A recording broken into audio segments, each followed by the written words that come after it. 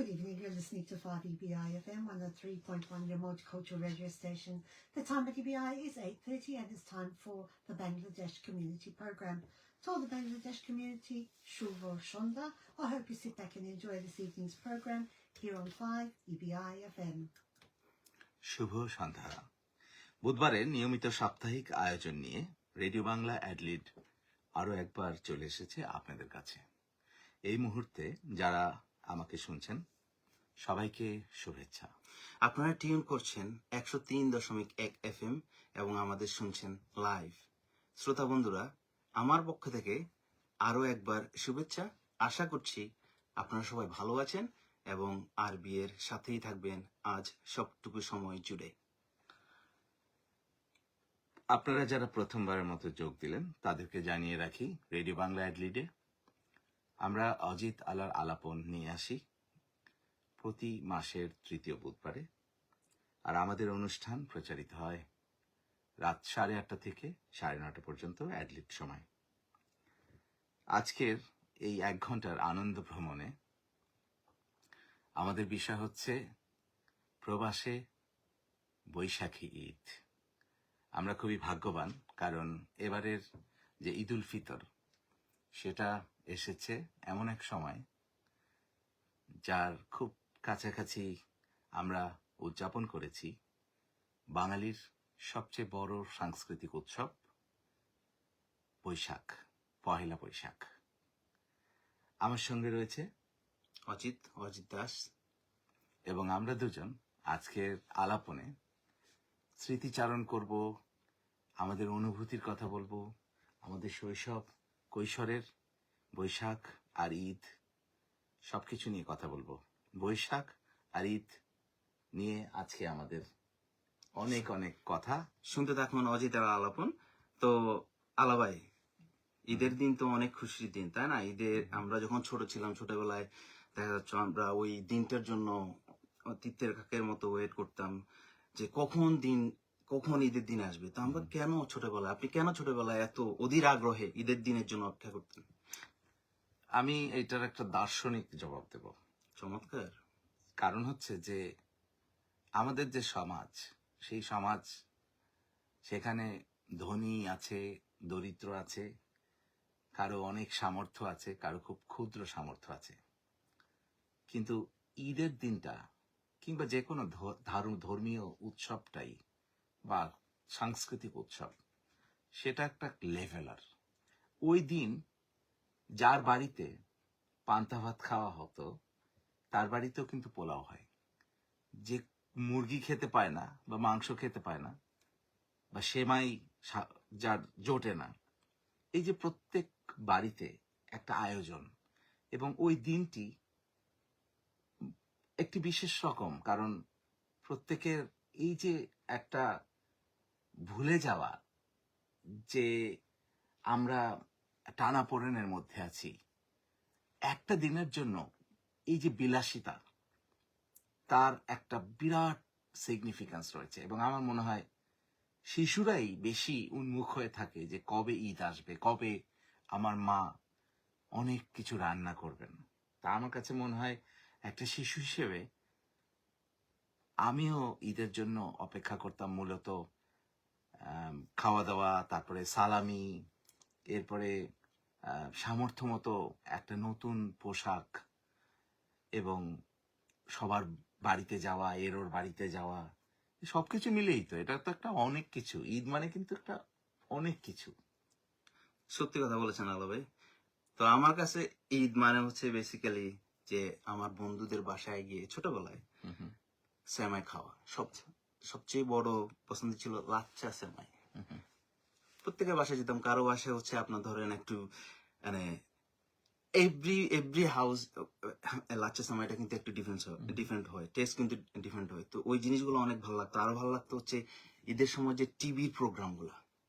তো এই টিভির প্রোগ্রামের জন্য খুব মুখিয়ে থাকতাম যে কখন আসবে, এবং সব লিখে রাখতাম যে একটা প্রোগ্রাম, একটা শো যেন মিস না হয়, একটা মানে ছায়াছবি যেন মিস না হয়, ইত্যাদি। হ্যাঁ, এই জিনিসগুলো কখনো যেন মিস না হয়। আনন্দ মেলা, ঈদের সময় যে রাতের বেলা যে হতো আনন্দ মেলা, এগুলো হচ্ছে মানে একটা বছর আমরা কিন্তু ওয়েট করতে হইতো যে কখন সেজন্যই ঈদ তো আসবে, বললাম যে কখন ঈদ ঈদের কিন্তু প্রোগ্রাম। শুধু একটা জিনিস না, ঈদ কিন্তু অনেক কিছু।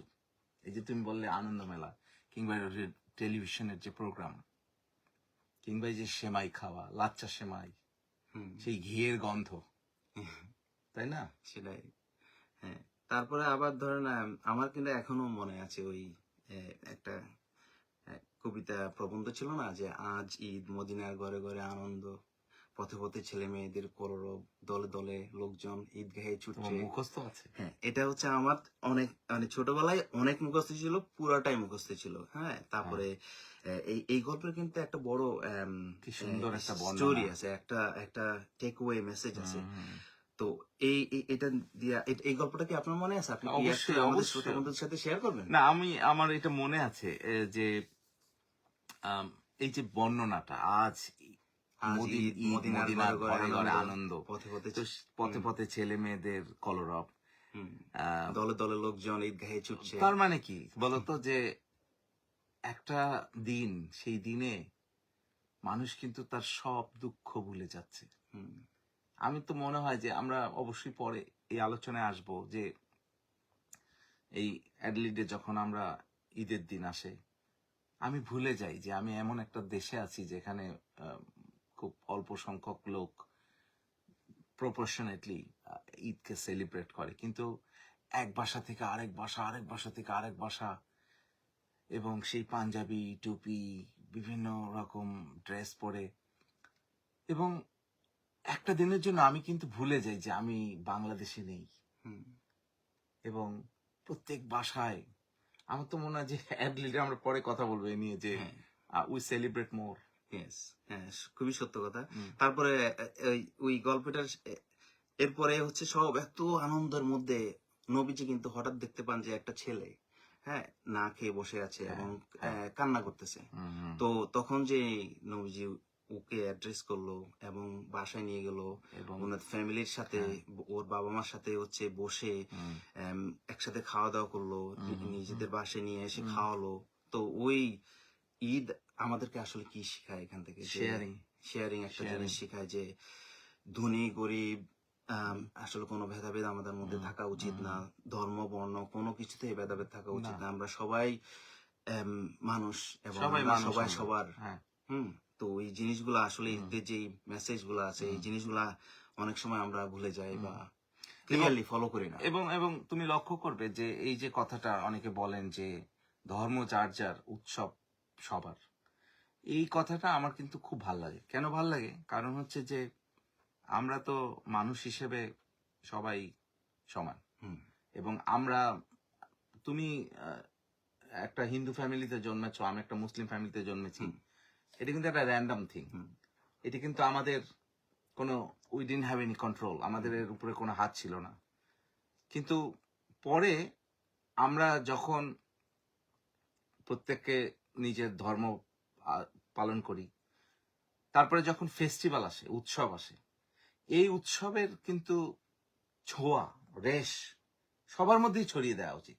হুম, এবং আমার মনে আছে যে আমি যখন কলকাতা থাকতাম, তখন এই ষষ্ঠী, সপ্তমী, অষ্টমীর দিন, কিংবা এখানে যখন আমরা থাকি ক্রিসমাসের সময়, হুম, তোমার কত আনন্দ, কত আনন্দ, শপিং, কত হলিডেজ। অক্টোবর মাসে শুরু হয়, নভেম্বরে কোথায় ছাড় দিচ্ছে, ব্ল্যাক ফ্রাইডে, তারপরে হচ্ছে আপনার Boxing Day sale, Boxing Day sale, তারপরে এগুলো, এই যে জিনিসটা, আমি তো মনে করি যে আমরা ভাগ্যবান যদি আমরা মনে করি যে সব উৎসবের আমি অংশ, তখন তো আমি ভাগ্যবান। আমি আবার এইখানে যখন তোমাদের দুর্গাপূজা হয়, আমি যাই সেখানে, এবং সেখানে সেই খাই, সেই খিচুড়ি, সারা বছর অপেক্ষা করে থাকি। তো তার মানে কি যে আমরা যদি উদারতা দেখাই, তাহলে আমরা দুটো ঈদ পাচ্ছি, আমরা বেশ কয়েকটা পুজো পাচ্ছি, আমরা ক্রিসমাস পাচ্ছি, আমরা ইস্টার পাচ্ছি। তো লাইফ কত সুন্দর, লাইফ ইজ সো বিউটিফুল। হ্যাঁ, আমরা যখন উদারতা দেখাই। এরপরে আছে বৈশাখ। বৈশাখ, হ্যাঁ, এক্স্যাক্টলি। তো ঈদের গুরুত্ব এবং করণীয় অলমোস্ট আপনি তো বলেই দিয়েছেন আসলে শ্রোতা বন্ধুদের সাথে, যে ঈদ মানে আসলে হিউজ একটা বিষয়, এখান থেকে আমাদের শেখার অনেক জিনিস আছে। তো বেসিক্যালি আমি একটা ছোট গল্প শেয়ার করতে চাই। ছোটবেলা থেকে যেহেতু আমার ম্যাক্সিমাম বন্ধুরাই মানে মুসলিম ধর্মেরই ছিল, তো আমরা যখন ইউনিভার্সিটিতে থাকতাম তখন হচ্ছে আমরা ফার্স্ট হচ্ছে নোয়াখালী কোম্পানিগঞ্জের একটা স্টুডেন্ট ফোরাম করি। তো আমি এতটাই এনথুজিয়াস্টিক ছিলাম যে আমরা হচ্ছে ইফতার পার্টি করব। তো ইফতার পার্টি করার জন্য প্রচুর দাওয়াত আমি নিজেই করছি। হ্যাঁ, তো একবার গেছি আমাদের একজন একটু হুজুরের স্যারের মতো আমাদের ইউনিভার্সিটির শিক্ষক, ওনার কাছে দাওয়াত করতে গেছি। উনি আইডেন্টিফাই করছে যে আমি যে হিন্দু ধর্মাবলম্বী। তারপরে উনি নাকি বলতেছিল যে আরে তুমি আসছো, আমি বলছি না আমি আসছি আমার ফ্রেন্ডের সাথে আসছি। তো তো আসলে অনেক সময় মজার বিষয় হয়ে যায় অনেক সময় যে এতটা ডিপলি জিনিসগুলা করা হয় যে আমি আসলে বুঝতেই পারতেছিলাম না যে আসলে এই যে এখানে আসলে ধর্মের কোনো বিষয় আছে আসলে। হ্যাঁ, আমি সবকিছুই করতেছি হ্যাঁ ফ্রেন্ডদের সাথে থেকে। তো এতটাই ওতপ্রোতভাবে আসলে কালচার গুলা এবং মানে ফান গুলা মানে আমাদের যে ফেস্টিভ্যালের যে ফান গুলা এগুলা চলে আসে। আমার বন্ধু বলতো, ইউনিভার্সিটি ফ্রেন্ড দীপন বলতো যে আমার কাছে পূজা পার্বণ মানে হচ্ছে আসলে মন্দিরে গিয়ে শুধুমাত্র প্রণাম করা না, আসলে সেটা হচ্ছে যে এই যে আমার ফ্রেন্ডরা আসে তাদেরকে নিয়ে যে আমরা মজা করি, এটাই আমার কাছে আসলে এটাই আমার এক্সাইটমেন্ট। হ্যাঁ, এটাই মেয়ে। এবং বেশ কয়েকদিন ধরে আমি একটা জিনিস ভাবছি এবং সবার সঙ্গে শেয়ার করার চেষ্টা করি যে সবচেয়ে ইম্পর্ট্যান্ট হচ্ছে লাইফে মেন্টাল হেলথ, আমাদের মানসিক স্বাস্থ্য।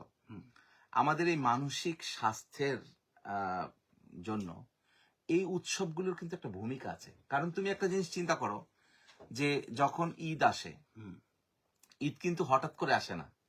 সেই শবে বরাত থেকে শুরু হয়, তারপরে তোমার রোজা, তারপরে রোজার সময় একটু একটু করে ইফতার এবং অপেক্ষা, কবে আসবে ঈদ, কবে আসবে ঈদ, কবে আসবে ঈদ। আস্তে আস্তে কি হয় যে হ্যাপিনেস, যেই হ্যাপিনেস কিন্তু আমাদের ভিতর আসে। সেম কিন্তু তোমার ক্রিসমাসটা 25th of December, Christmas is গন, কিন্তু উই ওয়েট সেই অক্টোবর থেকে শুরু হয়, আমাদের কাউন্টডাউন শুরু হয়, কাউন্টডাউন শুরু হয়, আস্তে আস্তে আস্তে আস্তে করে বিল্ড আপ করে হ্যাপিনেসটা বিল্ড আপ করে। তার মানে কি অল দিস ফেস্টিভ্যালস আমাদের মেন্টাল হেলথ কে কন্ট্রিবিউট করছে, and it brings us closer to friends and family. এবং দেখো যে যখন একটা অন্য ধর্মাবলম্বী যখন কোন একটা উৎসবে, আমি দুটো জিনিস বলতে পারি তোমাকে, দুটো ইনসিডেন্ট আমার খুব ভালো লেগেছে। যেমন আমরা একবার একটা ইফতার পার্টি করেছিলাম ডুয়াসার তরফ থেকে, তখন কিশোরদা, আমাদের কলকাতার কিশোর ব্যানার্জি, উনি ভলেন্টিয়ার করেছিলেন সেই তরমুজ কাটা, উমুক কাটা, সবাইকে দেয়া, এবং হি ফেল্ট সো প্রাউড, এবং সবাই অ্যাপ্রিসিয়েট করেছে যে কিশোরদার অনেক ভালো পারফরমেন্স ছিল। এবার আমরা বাসার যখন পিকনিকে গেলাম, এই সরি পিকনিকে না, এই ইফতার পার্টিতে গেলাম, সেখানে আমি দেখেছি যে Shyamalda, he work so hard. তো এগুলো সবকিছু মিলিয়ে কিন্তু যে এটা একটা I think very unifying thing, not. তারপর আমাদের যে আমাদের অনুপম দা যে আছেন, উনি কিন্তু আমাদের যে কৃষ্ণ কীর্তন গুলা করেন ওইখানে কিন্তু উনি আমাদের এই আক্তার ভাইকে বা ওনার ফ্রেন্ডদের কিন্তু ইনক্লুড করেন, এবং ওনারা আসেন এবং ফেস্টিভলি কিন্তু সবাই আমরা মানে ওই ফেস্টিভ্যালটা কিন্তু ইয়ে করি, হ্যাঁ সেলিব্রেট করি। তো it shows the great harmony between religions, যে আমাদের ধর্মীয় সম্প্রতি এবং ফ্রেন্ডশিপ, এটা খুবই ইম্পর্টেন্ট। কারণ আমরা আমাদের কালচার তো সেম, আমরা অনেক দূরে আসছি, এখানে আমাদের তো ভাই বোন বন্ধু বলতে আমরা আসলে যারা বাংলাদেশ থেকে আসছি তারা সবাই, হ্যাঁ আমাদের যতটা এক হয়ে থাকা যায়, ভেদাভেদ কমানো যায়, ততটাই তো আমাদের জন্য আসলে এটাই তো আমাদের স্ট্রেংথ। যতই আমরা এক হয়ে থাকতে পারবো, যতই আমরা ভাগ হয়ে যাব, ততই কিন্তু আমাদের স্ট্রেংথ কমে যাবে, তাই না? অবশ্যই। তো আসেন এখন শ্রোতা বন্ধুরা, আপনারা আমাদের সাথে থাকেন অজিত আলা আলাপনা। আপনারা শুনছেন আজকে বৈশাখী ঈদ। আজকে চলুন আজকে প্রথম গানটা শুনে আছি, এটা হবে ঈদ মোবারক গানটার নাম।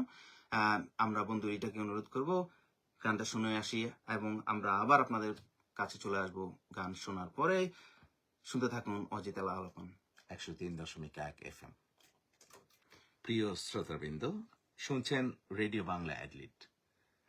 আমরা আছি অজিত আলার আলাপনে 103.1 FM।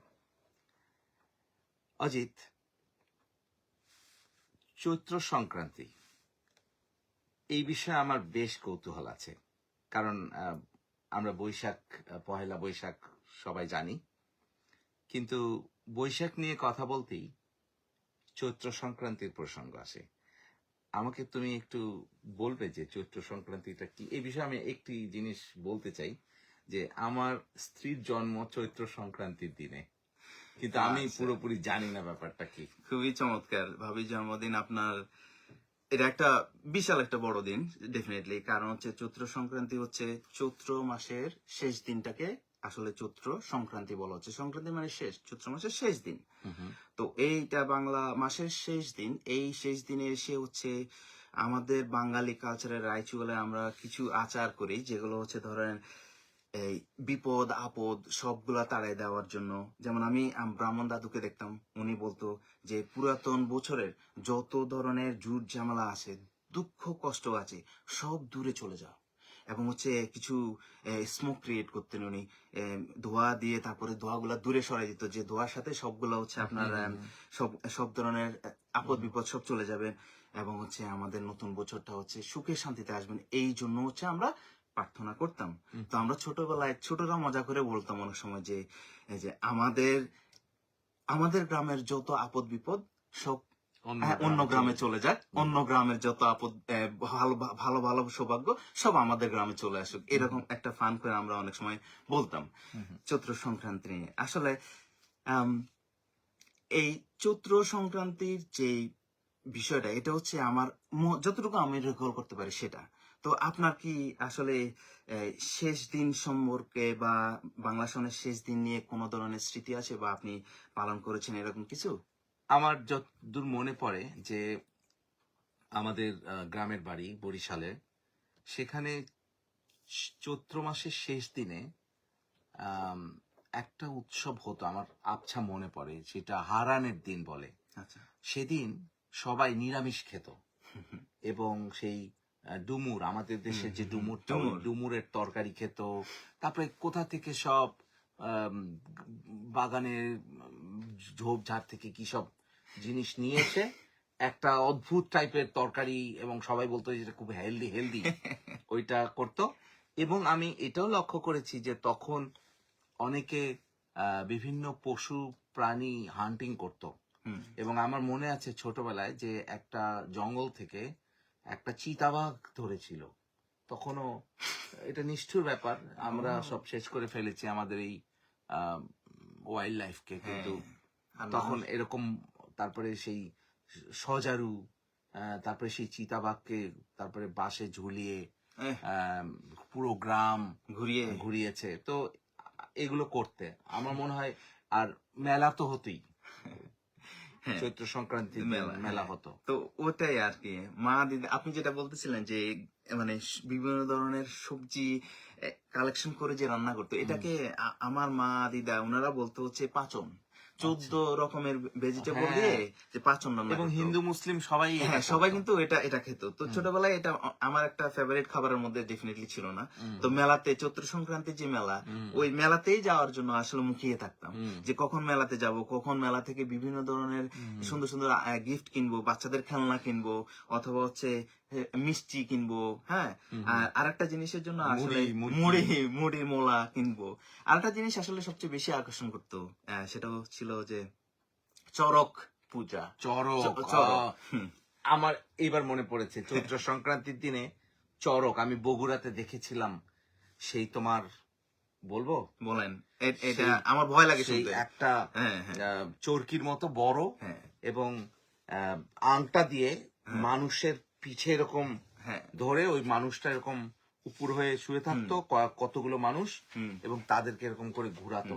এবং আমি দেখতাম যে যাদেরকে ওরকম ঝোলানো হতো, ওদের আমার মনে হয় না কোনো ব্যথা ছিল, প্রথম ব্যথা ছিল, কোনো ব্লিডিং হচ্ছে না। আমি নিজেও দেখেছি। আসলে আমার একটু ভয় লাগতো ছোটবেলায়, তো ওই জিনিসগুলো এটা আমার কাছে অনেক নিষ্ঠুরই মনে হতো। কারণ মনে হতো যে কিভাবে আংটা শরীরের মধ্যে ঢুকানোর পরে তারপরে এক প্রান্ত দিয়ে মানে সেই ইয়েটা ছিল, এই চরকিটা ছিল, চরকির এক প্রান্তে হচ্ছে ওই আংটাতে মানুষটা থাকতো, আর এক প্রান্তে হচ্ছে মানুষ হচ্ছে ওই মানুষটাকে ঘুরেতো আরেক প্রান্ত দিয়ে। ঘুরানোর পরে তারপর হচ্ছে ঘুরে ঘুরে কিন্তু অনেক উপরে উঠে যেত। তো ওই জিনিসটা আমার কাছে অনেক ভয় লাগতো। মনে হতো যে মানে এই জিনিসটাকে নিষ্ঠুর না করলেও হতো না।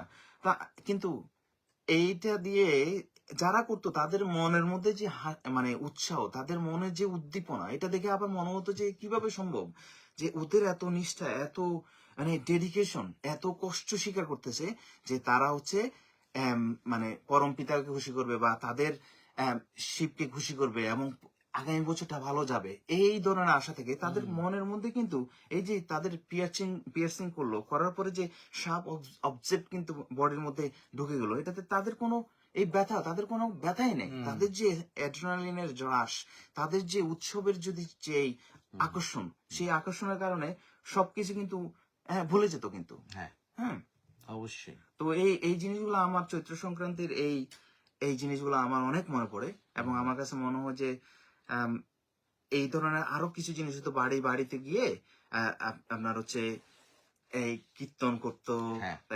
এই শিব কালী স্বাস্থ্য এবং হচ্ছে ড্রেস পরে এটা অনেক মজা ছিল যে বাড়িতে আসবে এবং হচ্ছে ওরা আসা মানে হচ্ছে ওরা প্রে করতেছে যে ঠিক আছে তোমার মানে সব ধরনের আপদ বিপদ দূর হয়ে যাবে এবং হচ্ছে নতুন বছরটা সুন্দর করে শুরু হবে। তো এইভাবে আসলে চৈত্র এটা সংক্রান্তিটা আমাদের সংস্কৃতির একটা বিশাল অংশ।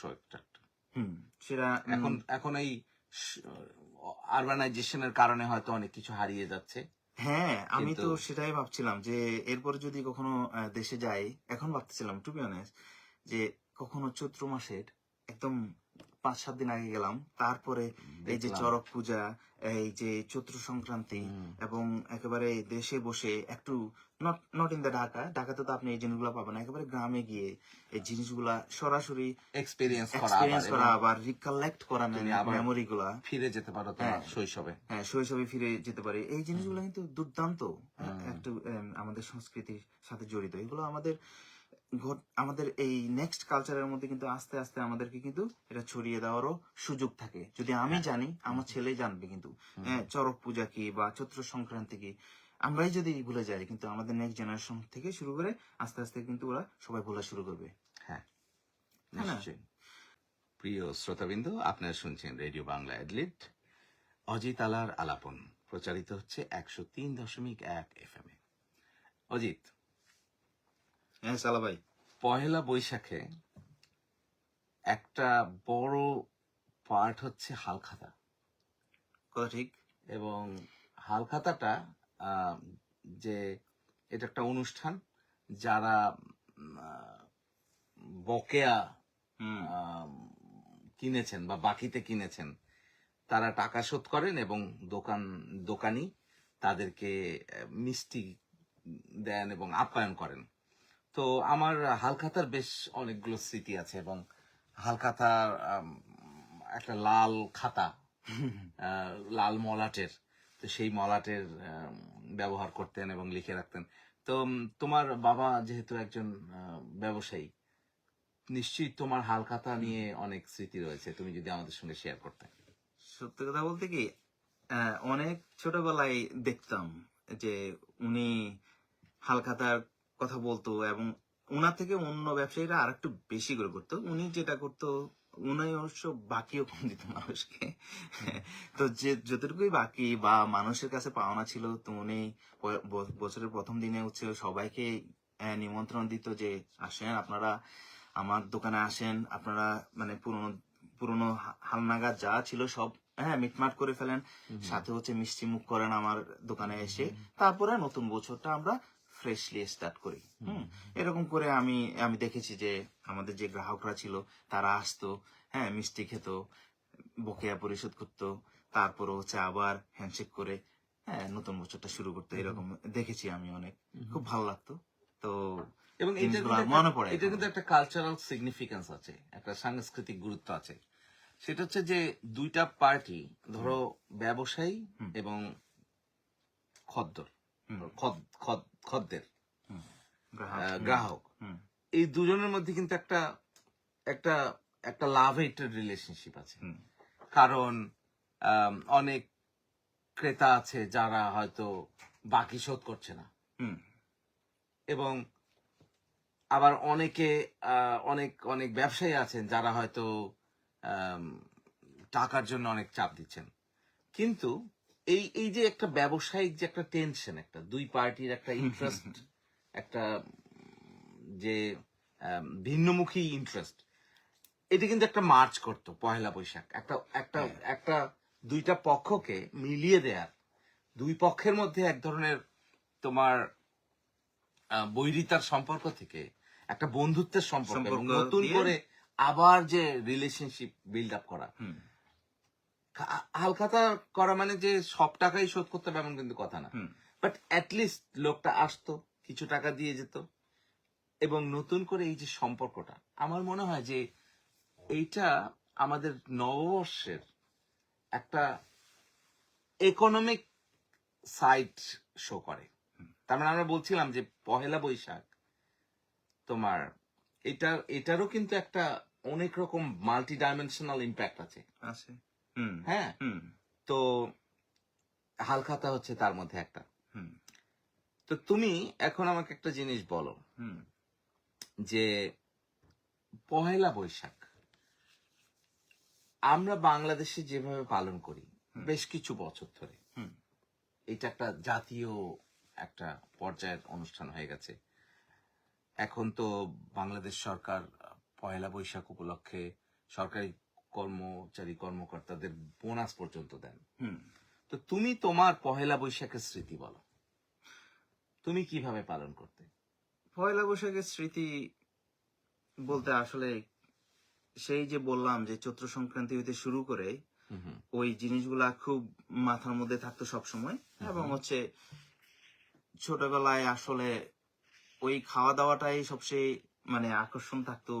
এই যে অনেক ধরনের গিফট পাবো ওই জিনিসটাও মাথার মধ্যে থাকতো। এবং অনেক আম, গ্রামে গ্রামে যে বিভিন্ন ধরনের কীর্তন হতো বা মেলা হতো, তারপর হচ্ছে ওই যে নাচতে গাইতে যে বাসায় আসতো, তো ওই জিনিসগুলো কিন্তু খুব মনে পড়ে। হুম হুম হ্যাঁ। আর এখনকার প্রেক্ষিতে যদি বলতে চাই যে বড়বেলায় হুম হুম পয়লা বৈশাখের দিকে তাকিয়ে থাকি এই জন্য যে কখন যে ইলিশ পান্তা খাবো, হুম হুম কখন 10-15 রকমের ভর্তা দিয়ে, হ্যাঁ, আমরা আমাদের ভোজন রসিকতা করব। হুম হুম এবং কখন বন্ধুদের বাসায় যাব এবং সবার সাথে দেখা হবে। হুম হুম এই যে ধরেন এই যে আমরা একটা আম, আমার ছোট ভাই বন্ধু জনির বাসায় একটা সুন্দর গেট টুগেদার ওরা আয়োজন করেছে, যেখানে হচ্ছে অনেক ধরনের গান দিয়ে শুরু হয়েছিল। আমি কিছুক্ষণ লাইভেও ছিলাম ফেসবুকে ওইটা নিয়ে।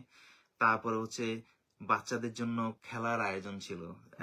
তমা জনির ওয়াইফ আয়োজন করেছিল যে বাচ্চাদেরকে কোশ্চেন করেছে ইংরেজি যে কিছু শব্দ এটা বাংলায় বলতে হবে। হুম হুম তো আমাদের এখানকার যে ছেলেরা মেয়েরা আমরা যারা ওরা তো আসলে বাংলা একদমই পারে না বা কম পারে, হ্যাঁ, বা শিখতেছে। হুম তো এই জিনিসগুলা আমাকে শেষ করি এটা। হ্যাঁ, তো যে বিষয়টা হচ্ছে তখন হচ্ছে ওদেরকে যখন একটা ইংরেজি শব্দ বলা হলো, হুম তখন দেখা যাচ্ছে যে তারা সুপার এক্সাইটেড বাংলা বলার জন্য। হ্যাঁ, হাউস বলছে, সে ধরেন হাউসের বাংলা কি হবে।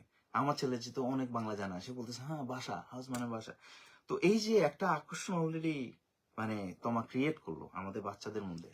তো এই জিনিসগুলো কিন্তু রিয়েলি কালচারাল ওরিয়েন্টেশন। তো এই ধরনের অনেক যদি আমরা আমরা যে ফান গুলা করি এই জিনিসগুলোর জন্য কিন্তু আমরা বড়বেলায় পয়লা বৈশাখে তাকিয়ে থাকি আমরা। তো আপনার কি মনে হয়, আপনি আপনার কাছে পয়লা বৈশাখটা আগে কেমন ছিল, কেন আপনি পয়লা বৈশাখের দিকে তাকিয়ে থাকতেন?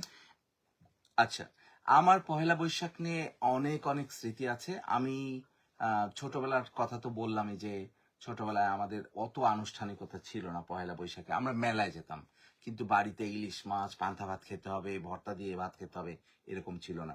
কিন্তু তোমাকে আমি আমি যখন বড় হয়েছিলাম, আমার সংসার হয়েছে, আমি সেই সময়ের কথা বলছি যে 2002 সন থেকে 2010 পর্যন্ত যখন আমরা এই অস্ট্রেলিয়া এসেছি, আমাদের বাসায় 100 জনের রান্না হতো এবং আমার স্ত্রী সেই রান্নাগুলো করতেন। আমি মাওয়া থেকে, অস্ট্রেলিয়াতে? না, এটা বাংলাদেশে, বাংলাদেশে 100 জনের ভাবি রান্না করতেন? হ্যাঁ, 100 জনের রান্না হতো। আমি মাওয়াতে যেতাম, 15-20টা ইলিশ মাছ নিয়ে আসতাম, এবং আমার বন্ধুরা সবাই ঢাকার অনেক বন্ধু, তারা ওই রমনা বটমূল বিভিন্ন জায়গায় ঘুরে তারপরে আমাদের বাসায় দুপুরবেলা খেত, এবং অনেক রকম রান্না হতো, সেই মাটির পাত্রে পরিবেশন করা হতো। সেটা একটা সাইড গেল, এবং আমরা অস্ট্রেলিয়া এসে ওই জিনিসটা খুব মিস করি।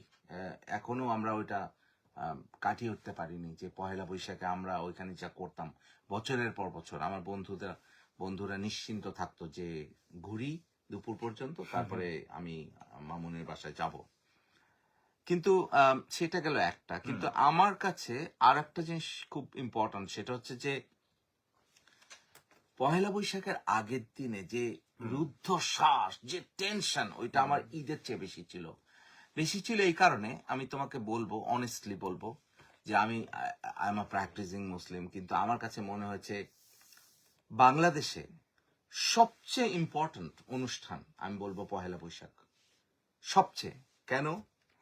কারণ ঠিক আছে, আমরা ঈদের দিন আমরা হিন্দু মুসলিম আমরা মিলে করি, কিন্তু তুমি তার যদি মাত্রা দেখো, সেটা কিন্তু অনেক না। সবাই অনেকে হয়তো ইনভলভ হয় না। আবার যদি পূজার কথা বলো, পূজাতে সব সময় যে আমরা সবাই ইনভলভ হচ্ছি তা না। আমরা অনেকেই বিভিন্ন মন্দিরে যাই বাংলাদেশে পূজার সময়।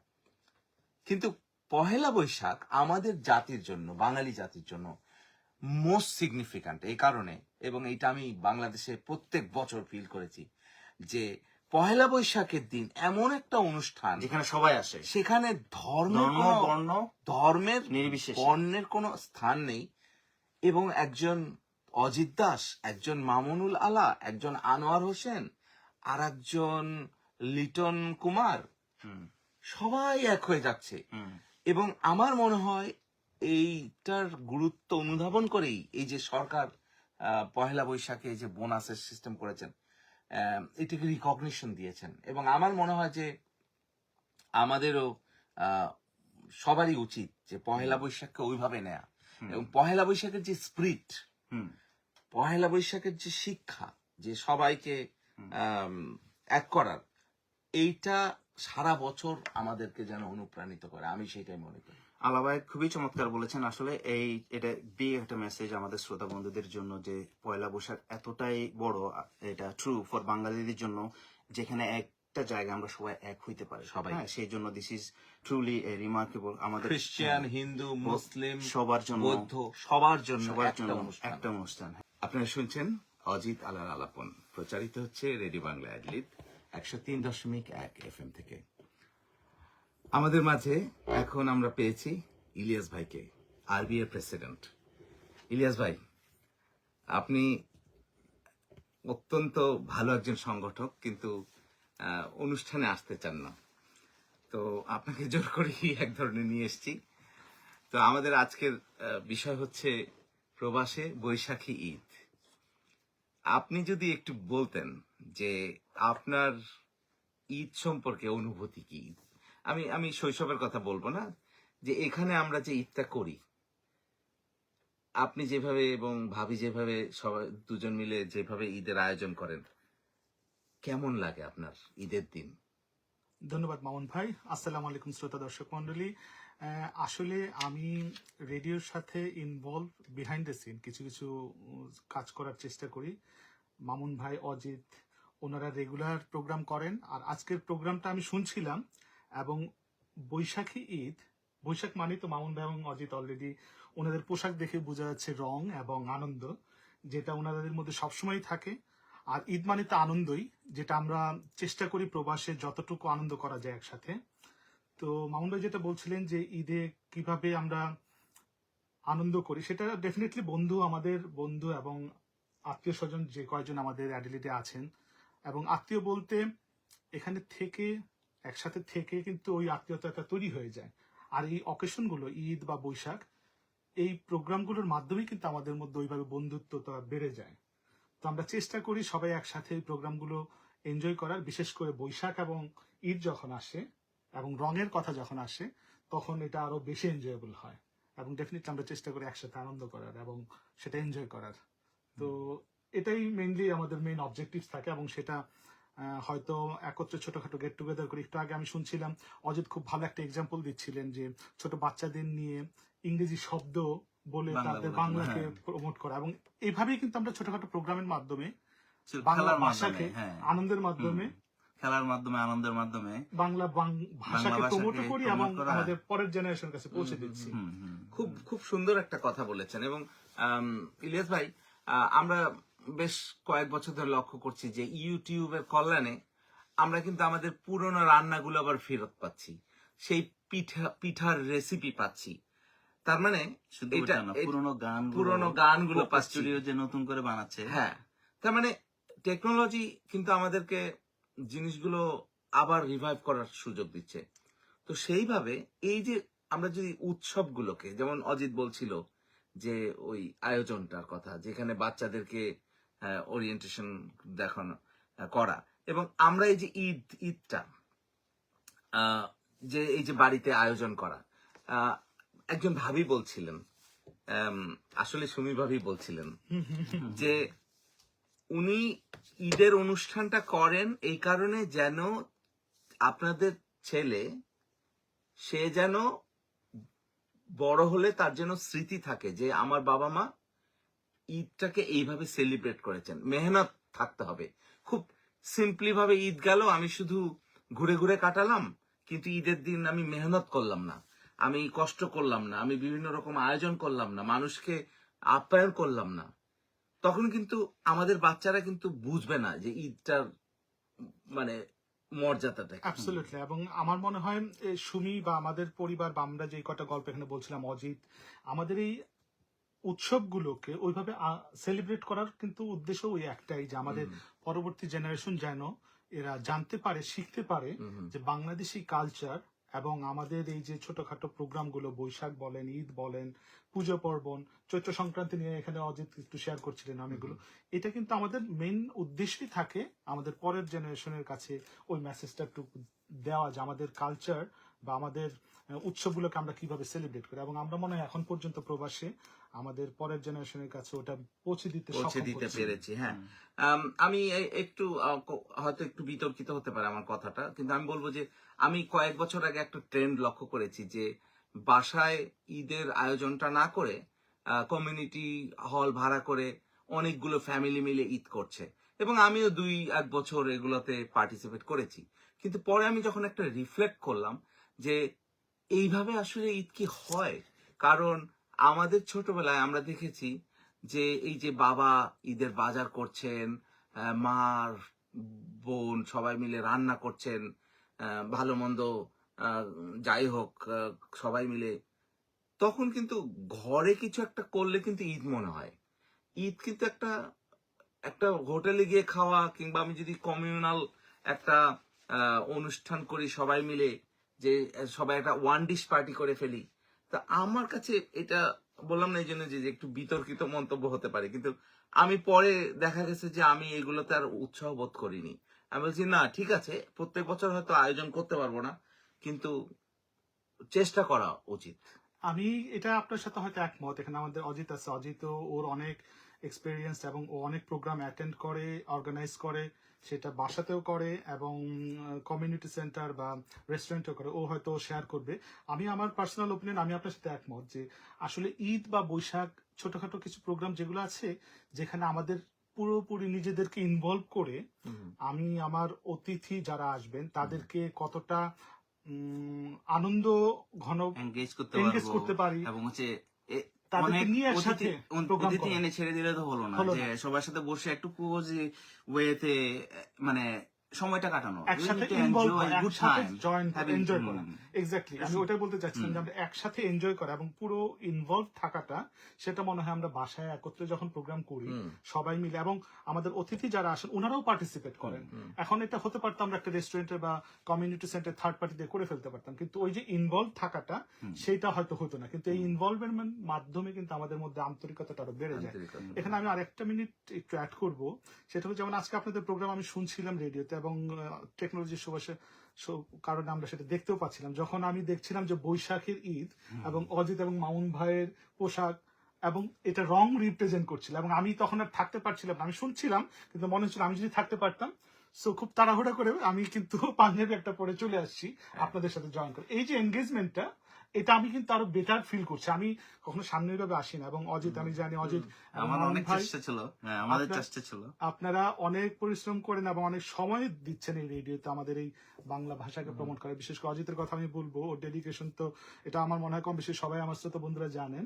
কিন্তু এনগেজমেন্টের ব্যাপার যেটা আসলে এনগেজ হওয়ার, ভাষায় করলে আমাদের কিন্তু ওই এনগেজমেন্টটা আসে, যেটা আমি যে এখন এখানে এসে আমি পার্ট অফ ইউর শো, যদি আমি সেটা না, কিন্তু আই ফিল বেটার এবং ভালো ফিল করছি এবং আরো এনজয় করতে পারছি, যেটা হয়তো বাসা থেকে অতটা করতে পারতাম না। সেম ঈদের প্রোগ্রাম হয়তো রেস্টুরেন্টে, বৈশাখের প্রোগ্রাম হয়তো রেস্টুরেন্টে করা যেত, কিন্তু ওই আনন্দটা হয়তো হতো না।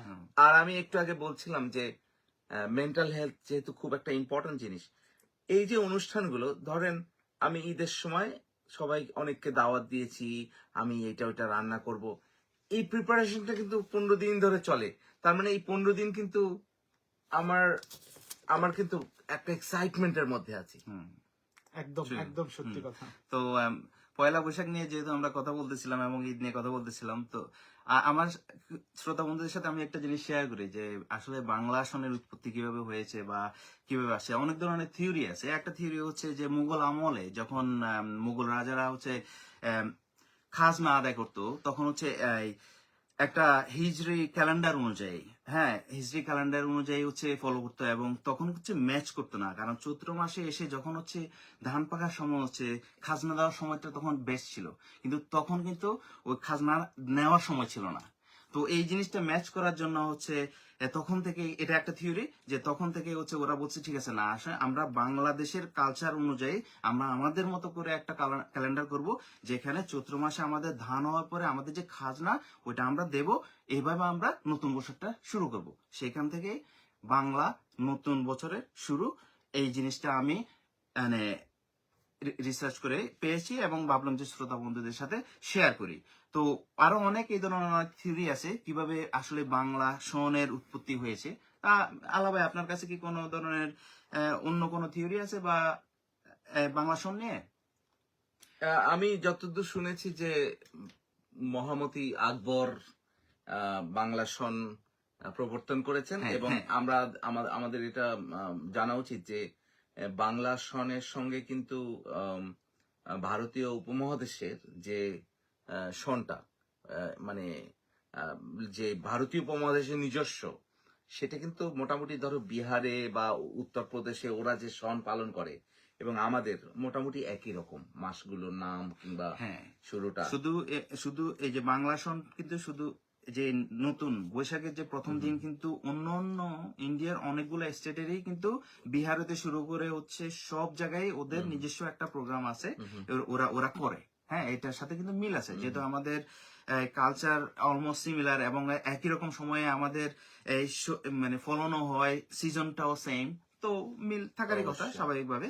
এবং আমার যদি ভুল না হয়, কারণ আমাদের সাথে নেপালি কিছু স্টুডেন্ট পড়তো এবং খুব সম্ভবত ওরাও পহেলা বৈশাখ সেলিব্রেট Absolutely. করে। হ্যাঁ। সো অজিত তোমার একই দিনেই celebrate করে। রিসার্চ মনে হয় সঠিক যে হ্যাঁ। বাংলা এই প্রথম প্রথম দিন হিসেবে বৈশাখ অনেক জায়গাতেই, শুধু বাংলাদেশে লিমিটেড না, ইন্ডিয়া এবং নেপাল ওই জায়গাতে। নেপালের তো অনেক হাফ অফ দা নেপালের যে ভাষাগুলো আছে এটা বাংলা ভাষার সাথে অনেক মিলেও মিল যায়। আছে অনেক ওরা শব্দ। কিন্তু আমাদের বাংলা এই জন্যই নেপালি বন্ধুরা কিন্তু এত দ্রুত সহজে কিভাবে খুব বাংলা সহজে ওরা শিখে বাংলা ফেলে। শিখে ফেলতে পারে। হ্যাঁ ওখান থেকে এবং অজিত আমি আরেকটা জিনিস বলতে চাই যে প্রত্যেকটা মাসের কিন্তু একটা, এই মাসগুলো কিন্তু সব আমাদের হৃদয়ের কাছাকাছি মাস, এবং প্রত্যেকটা মাসের কিন্তু এক একটা গল্প আছে, এক একটা ডুজ আছে, এক একটা ডোন্টস আছে। যেমন আমার মা আমাকে বলতেন সারা জীবন যে চৈত্র মাসের রোদ্দুরে তুই কই যাচ্ছিস। হ্যাঁ চৈত্র মাসের রোদ্দুর, তার মানে চৈত্র মাসের যে রোদ্দুর ওইটা খুব হার্মফুল। হ্যাঁ, হ্যাঁ। কিংবা অগ্রহায়ণ মাসের হয়তো একটা জিনিস আছে, হ্যাঁ। মাঘ মাসের শীত কেমন হবে, হ্যাঁ। তারপরে পৌষ মাসটা আবার কি হবে, এরকম হ্যাঁ, হ্যাঁ, হ্যাঁ। অনেক রকম কথা আছে। প্রত্যেকটা মাসেরই একটা সিগনিফিকেন্স আছে, প্রত্যেকটা হ্যাঁ। মাসেরই একটা মানে যেমন হিন্দুদের বিয়ে কোন কোন মাসে নিষিদ্ধ, কিছু মাসে হওয়া যাবে না, চৈত্র মাসে মনে হয় হওয়া যায় না, না, বা এই ধরনের বৈশাখে বৈশাখে হবে। হ্যাঁ বৈশাখে হ্যাঁ। হ্যাঁ এরকম অনেকগুলো মাস আছে যেগুলোতে হয় না।